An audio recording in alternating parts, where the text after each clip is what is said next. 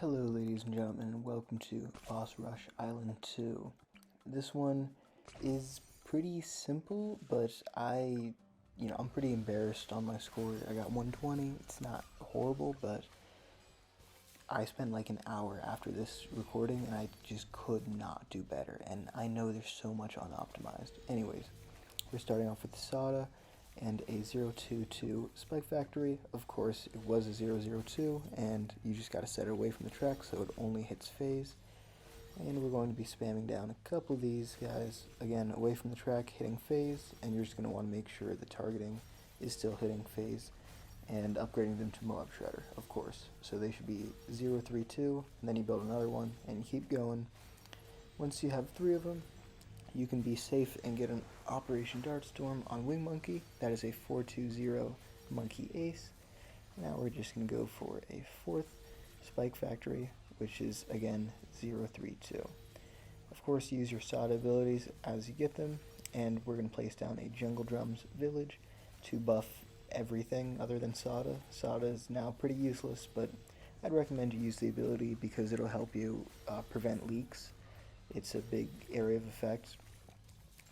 Anyways, I get down a balloon trap, and then I sell a couple of these spike factories so that we can afford the Sky Shredder before we die.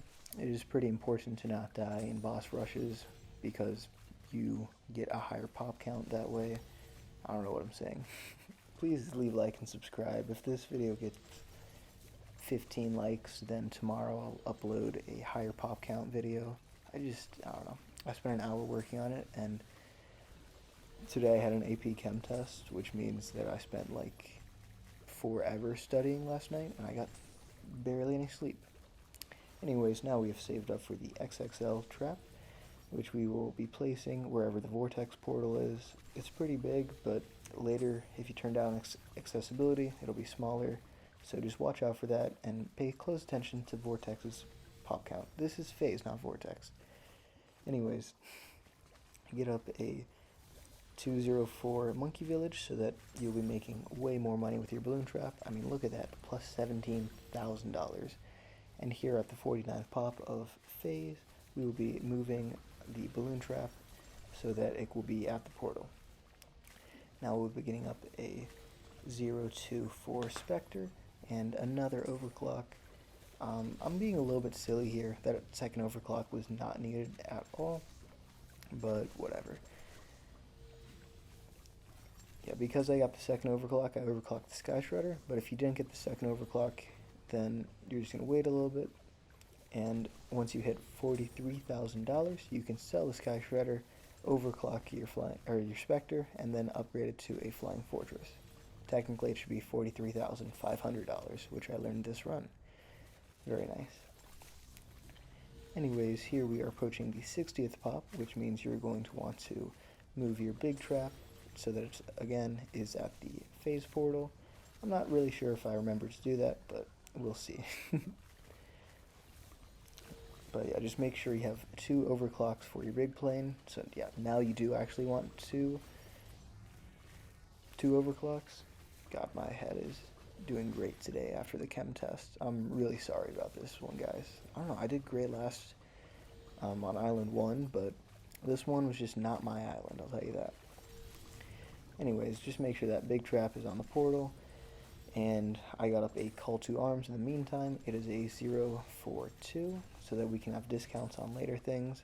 The Call to Arms, of course, gives another 50% boost to the Flying Fortress, which is great. Here we're going to do something a little bit complicated. Get up a Spiked Mines and target it where Phayze is. And we're going to be selling our big trap and then overclocking the mines, getting a homeland defense, using it, selling it, and getting super mines. And this was all so that we can have an overclocked homeland defense super mines before we should reasonably be able to afford it. And I didn't want to sell my Flying Fortress.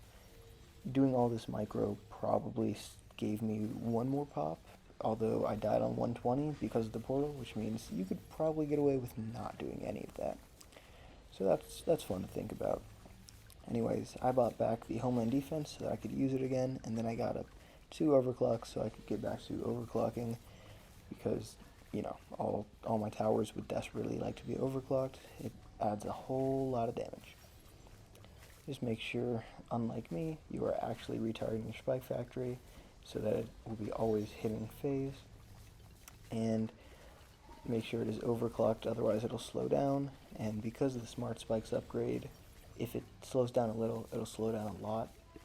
It's kind of funny how that works because, you know, every kill you get a big speed boost, and if you already have a speed boost, it multiplies with the big speed boost, and it just works out really well. But if you lose your speed, then, you know, it stops doing all that multiplying together. Oh no, it's a strange system. Anyways, here I get up a Moab press with the intention of getting a boomerang paragon soon, which I of course do not do too soon. Instead, I decided to go for a Sky Shredder with wing monkey targeting. I'm going to speed up the rest of the video here to 2 times speed. It's not too complicated, just use your homeland and your call to arms alternating, and use overclocks. I get up to 5 of them just so I can have my Sky Shredder, my Super Mines, and my Flying Fortress all overclocked all the time. And then I believe we were just going to be going for a T5 Boomerang Monkeys. God, my memory is doing great right now. But yeah, just place down your tier 5 Boomerang Monkeys, and don't actually place down all 3 of them yet, because the position where we're going to put down the Paragon is not open right now. So yeah, after you get up some tier 5s, then you're going to want to fill up your monkey slots with 302 Boomerang Monkeys. Don't make the mistake I made, because this will give you a lower degree, obviously, than getting 1 more tier, and we just don't have enough, you know, monkey slots available to be doing too much else. So here we sell it and then get it in the middle here, and we sacrifice 35,000, although it would have been better if you had gotten up a higher tier, like higher number of tiers, but we still get over degree 20, which is good. And that's just by selling everything. And from here on out, what you do isn't going to matter too much, but it is going to add a couple of, you know, damage. So it is worth doing. Getting up a Flying Fortress, very slowly, I must say. But yeah, getting up the Flying Fortress, overclocking it, getting call to arms, homeland defense, etc. It's all worth doing. It just takes a while, honestly. And just make sure that you are moving the cleansing foam that the overclock does. Move that away from where Phayze is. Otherwise, it'll decamo Phayze, and we do not want that because everything sees camo, and for like the Flying Fortress, the camo damage is double, so if you decamo it, then you lose damage. It's just not good. I get up a Blazing Sun here, although it's not very useful. It is my channel avatar, so that's why I get it. This video helped you out. Have a wonderful day, and please be sure to leave a like and subscribe.